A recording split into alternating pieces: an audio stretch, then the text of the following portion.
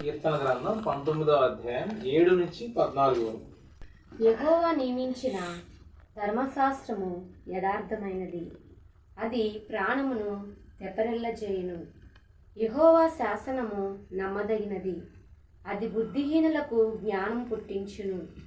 యెహోవా ఉపదేశములు నిర్దోషమైనవి, అవి హృదయమును సంతోషపరచును. యెహోవా ఏర్పరిచిన ధర్మము నిర్మలమైనది, అది కన్నులకు వెలుగునిచ్చును. యెహోవా యందైన భయము పవిత్రమైనది, అది నిత్యము నిలుచును.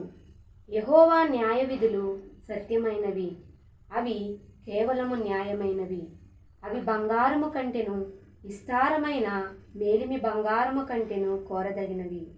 తేనె కంటెను జుంటె తేనె ధారల కంటెను మధురమైనవి.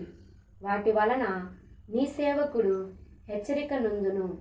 వాటిని గైకొనుట వలన గొప్ప లాభము కలుగును. తన పొరపాటులు కనుగొనగలవాడెవ్వడు? నేను రహస్యంగా చేసిన తప్పులు క్షమించి నన్ను నిర్దోషినిగా తీర్చుము. దురాభిమాన పాపములలో పడకుండా నీ సేవకుని ఆపుము, వాటిని నన్ను ఏలనీయకము. అప్పుడు నేను యథార్థవంతుడనై అధిక ద్రోహము చేయకుండా నిందారహితుడనగుదును.